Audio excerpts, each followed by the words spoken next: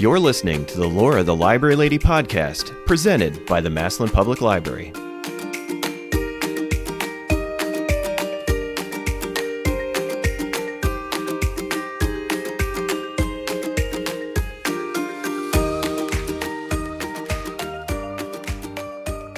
Hi, it's Laura the Library Lady coming to you from the Duncan House basement here at the Massillon Public Library in our studio with our local author podcast. Today we have with us Larry Eley. Welcome, Larry. Welcome. Thank you. I appreciate it. As a local author from the area, can you talk about your background and where you're from? My background. Basically, I was a building contractor for 30 years. And now I'm a state building inspector. I had an idea to write a book based on things that happened to me in high school, and so I sat down and wrote about 10 or 12 stories. Later on, my son was able to push that to Reedy Press, and they said they thought the stories were funny, so we turned it into a novel. So it's kind of a teen, young adult novel.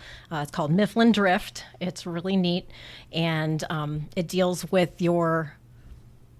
basically your youth in where? Akron? No, it deals with my youth. Mifflin is the high school, and it was in the northeast part of Columbus. Oh, I'm totally off. I'm sorry. Yes. I transferred there from Big Walnut High School, and it talks about the adventures that I had growing up in a somewhat dysfunctional home, but I chose to make that very humorous part. It's not bludgeoning, talking to people about, oh, woe is me. It's just funny things that happened in growing up in a dysfunctional home, the friends I made when I moved down there, and the best part, 2 girls I met when I transferred to that school. Oh ho. You want to tell us about how you got started writing to begin with?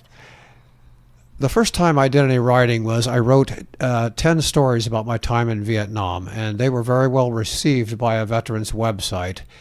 So I used to tell stories to my family and my children about my days in high school, and finally Vicki and my youngest son Matthew encouraged me, why don't you put them down in print? So I sat down on a computer and we wrote out about 10 or 12 stories, of which were very humorous, and nobody believed that they were true except for me. I love that. I would be interested in reading your Vietnam ones. Do you think you'll ever publish those? They belong. I donated them to a veterans website called Don Pos Vietnam Veterans. I donated them because what I wanted to do was I wanted to tell a human side of Vietnam. It's not guts and glory. They're about people, and they're about things that happened to me and the people I knew. And several of the stories have gone what he calls gold, which means they have a tremendous number of hits for them. Probably the best one of the lot is one called Phantom Down, which is about a rescue that went bad in Vietnam. But there are, like I say, 8 or 9 of them. I think it's actually 10, excuse me. But if you're interested in reading them, I could give you the names of them. And do you know the website where we could read those? Don Pos War Stories. So it's DON? POSS, Don Pos War Stories. Cool. Okay. That sounds really inspiring. And were you in the Army? I was in the Air Force. I was in crash rescue. Well, I think that would be really some thrilling and really inspiring stories. So, yeah, I would really be interested in getting a hold of those. Have you ever modeled a character after yourself? Yes. The main character in the book is based on myself. In fact, I even call him Larry. But like me, he loved baseball. He loved the outdoors, and he loved having crazy adventures like the one depicted on the cover of the book, which is when we decided we were going to go down Alum Creek in an old rowboat when the ice was breaking up in late February. It was not a good idea, but it was an adventure. So do you find it therapeutic in any way to, have written this about yourself? Yes, I do. I alluded to the fact that I grew up in a dysfunctional home. I had an alcoholic stepfather. And rather than belabor that, I chose to make him a humorous character in the book. I modeled him after one of my lifetime heroes, might be one of your lifetime heroes, and that would be Curly Howard of the Three Stooges. But every time he comes into the book, it's something funny is going to happen. And a lot of people have told me, I just love the parts when EA is in there because you just never know what he's going to do. Usually it's something stupid. And that's the way I chose to play it, rather than to actually discuss some of the real things that happen. And that has been therapeutic. It's let me laugh at some of those days rather than, think bad thoughts about them. Right. It's difficult when you just dwell on the negative, but I can see how that would be motivating to, be able to kind of get that out and share that with people in a funny way. How about other folks? Have you modeled characters after others? There are 8 main characters in the book, and they are at least connected to some straight traits of personalities that I knew in real life in my high school days. But there is nobody is actually anybody per se. They're just modeled after people whose personality traits that I remembered, and the adventures that I had with some of my closest friends. As far as the 2 female leads in the book, they're just basically modeled after a couple of girls that I knew, but they're not those people per se. So kind of a composite, maybe. It's a very good word. It's good. They're composites of people and traits and things that I remember. Maybe sometimes I would combine 2 or 3 people. Mm-hmm. Yeah, I think that's a kind of a common thing, especially when you're drawing from real life to, like you say, take some elements from several real people and kind of put them together. And sometimes that's just kind of more efficient for the writing process and for the reader too, that, if you put in every character that you knew, well, I don't know how many people were in your class in high school, but, there could be 300 characters in the book then, so that wouldn't be very good. Well, one of the things I'm advised to do was to, when we took the original stories, I had 48 characters. We honed that down to 8 main characters and 6 sub-characters. Well, there you go. So it was much easier to develop and give them personalities and flesh them out and make them have a little depth as people. Initially, one of the guys did nothing but eat chocolate chip cookies, and as we worked on him, he becomes one of the main characters who has many different facets and sides to his personality. And that's where I say I probably used 2 or 3 people to make that person. But does he still eat chocolate chip cookies? In the story, does he still eat the cookies? He only does it one time. He comes over and takes a bunch of cookies out of the bag when we're going to go on one of our adventures, and he gets attacked by a large Newfoundland dog, and the dog takes all the cookies and runs off with them. All right, we're going to have to read that one. Do you ever feel that you have writer's block, or what do the words writer's block mean to you? I didn't have writer's block, and here's why. In my work, I have an hour commute each way, morning and night. Of course, one way is not shorter than the other. So what I did was I would go down the road literally in that hour, and I would create the plots by talking them out, even to the point of having character conversation. I'm quite sure that people who saw me every morning thought I was nuts. There goes the guy in the Ford Focus talking to himself again. But I would talk the plot and character lines that I was working on out, and then I would come home and I would sit down on the computer and I would just put my thoughts to computer. So writer's block means to me that you don't have an idea of where you're going, but I always had an idea of where I was going. I had the help of my family, 2 of my sons. It is a family affair, a family event. Vicki helped edit. Matthew is the co-author, and my son Brendan did all the graphic designs and illustrations. So I had a lot of help. And another son, Kevin, he doesn't know it, but he gave me more help than anybody really, because he told me one day, he said, "This really stinks. You're rushing this."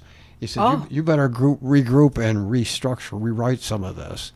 So that was a very frank but yet helpful comment from one of my... So it's a family affair. Great advice there.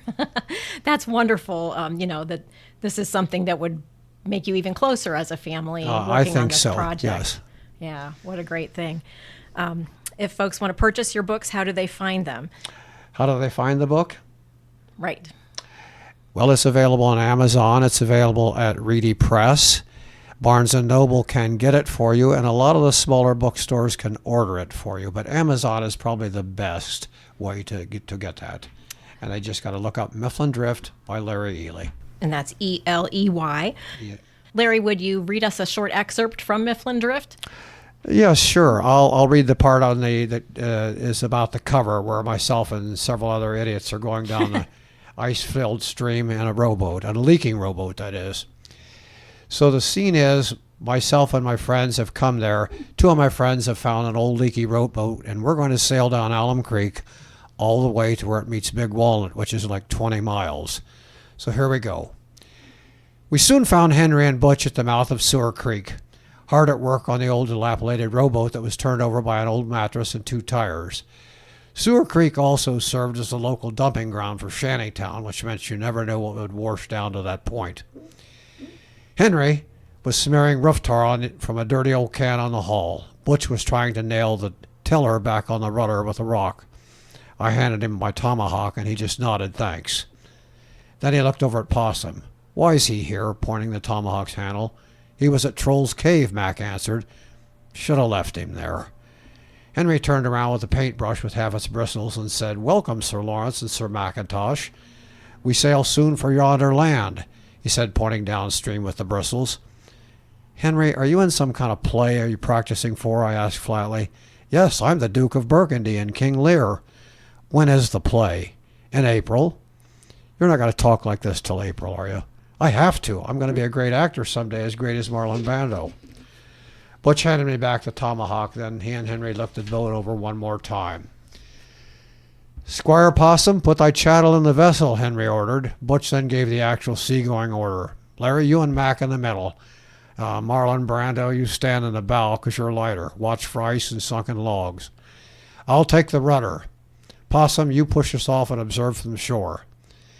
Well, I knew a little bit about construction products because I'd already helped my grandfather do the carpentry repairs on the farm buildings. "Butch, this roof tar isn't going to seal this thing or waterproof it for at least a day, much less while it's immersed in water." Butch bristled at being told his plan wasn't watertight and jerked his index finger into the boat, so I got in. From off to the side, Possum started to climb in the already noticeable lower gunwale. "What about me? Don't I get to go? My dad was a vice admiral in World War II. Make the new guy," meaning me, "stay behind. I know all about boats." "I'll tell you what, Possum, I'll flip you for the tiller. Heads I win, tails you lose," Butch said, dicking out a niggle. "Tails. On nuts. You lose. Give us a push out into the alum." "Butch, I'm serious. This won't seal the boat," I said, looking at the old can. "Do I sense fear in thy voice, Sir Lawrence?" Henry goaded. "No, Your Highness, but the alum's up today and I see ice chunks." "It's always like this in February," Butch said. "I'm in charge and I say we go. Anybody wants to get out, go now." Nobody got out. "Good. Let's go. We're off. Push, Possum." Creek was higher than usual, and like I told Henry, there were ice chunks and debris in the water like something had happened upstream. We bobbed in the wrong direction for a few yards before Butch got us turned around with the rudder. Soon enough, we caught a current and were zooming downstream. Almost immediately, the boat began to leak. I said nothing, but started to use the pitch can to bail water, glad I'd worn my deerskin gloves. Along the bank, Possum was running, yelling, and waving his arms. "Hey, give me my pack back. Bring it back." I lugged it out of the bottom of the pool in the boat, but it continued to bail. Henry started rooting around in Possum's pack instead of looking for icebergs. "Hey, guys, submarine sandwiches. Thanks for the food, Possum," he yelled as we got out of distance. "We're rolling now," Max said. "We'll make the end of the alum in no time, and then—" "Hey, Butch, we're taking an awful lot of water here," I said. Butch didn't answer. He had his own problem. The rotten old tiller had broken off, leaving him no way to steer. We started to spin around and were now heading downstream, stern first, which made every eddy in the river feel like a ramp. Henry let out a Tarzan call, facing upstream where Possum was a distant dot. "Aw, yaw!" I thought I heard Possum return his call. As we headed down towards the old granite bridge that carried traffic over Agler Water, we passed the golf course. There was a maintenance worker there trying to get an old tractor started. Hey, you crazy kids, get out of the creek. The ice jam up near Westerville broke up this morning and it's coming downstream fast." Butch cussed under his breath. The worker continued to shout. "Did you guys listen to the radio? They say this valley's going to flood." He waved us off and continued to try to gun the tractor. But he managed to yell at the top of his voice, "I'm telling you now, get out of the creek." I think it hit us then that the situation was pretty serious. Henry told me that in the fall some trees had jammed up against a bridge up north and backed up ice and debris in the winter. Now it was breaking up, and with the previous week of warm sun. Our boat was starting to break up too. There were at least 2 inches of water on the bottom and more coming in fast. The bucket didn't seem to make any difference as far as me bailing. Current had picked up noticeably too, and upstream the water seemed to be turning to a muddy, angry hue. "Butch, what are we going to do about this?" I asked. Butch had a few minutes to calm down, plus a cigarette, and had calmed down to his typical Butch levels. "Throw everything overboard that we can." I dumped the pitch can. Mac cut the rope on the anchor with my knife and threw it in. Henry saw his chance to do his character. "Sir Lawrence, cast Possum's chattel into the raging torrent." "No, Henry, it's his stuff." "Thou quake butt, do as thou Lord commandeth." "Shut up, Duke Bumblebee." Butch was watching, and a grin came over his face. "All right, Larry, but I tell you punch a hole in the bottom of the boat with that tomahawk of yours. There's a stone shoal about 20 feet past the bridge. We're going to ground there." As we passed under the bridge, Butch yelled, "Now, Larry, now!" I hammered at the bottom of the boat with everything I had. I used my tomahawk's axe head and easily busted out a section about a square foot in size, which the current immediately tore off. We took on gallons of frigid water and grounded on the shoal. The waves had gone over the top of my high boots and soaked my feet and socks instantly before we could scramble up. "Get the pack, Henry," Butch yelled, who was coming out last. Henry just shook his head and pulled himself up. "Let it sink with the boat. Serves Possum right for being Possum." I jumped back down and grabbed the pack knee-deep in water and shouldered it out. It was soaked, but it seemed extremely heavy. Even considering that, free of all the weight, the boat was swept off and sunk stern first in the pool where we'd grounded. Thank you so much. Leave us at a cliffhanger when you're just grounding the boat. I'm leaving you at the cliffhanger. You have to read the book to see if we made it out of the river bottom. Well, there. you're here today to tell the tale, so I'm hopeful that the boys are going to make it out of the creek, and we're going to get to hear the rest of the story. So this is a great looking book. We have it in our teen section at the Massillon Public Library. It's almost 300 pages long. Like Larry said, it's got the graphics, the cover and everything done by his son. So really nice family project, really great work. And I heard from a little birdie that maybe you might have some other stories that you might, publish at some point. Well, I am working on some story concepts for a sequel to take these people into the next stage of their life. Ah, that would be great. I think that would be very enjoyable to read. So thank you so much for being here. And Larry, do you have a website or a Facebook page if anybody wants to learn any more about you? Mifflin Drift Facebook, right? All right. Well, thank you so much for being here, and we look forward to seeing you again at our next local author fair. I thank you for the opportunity.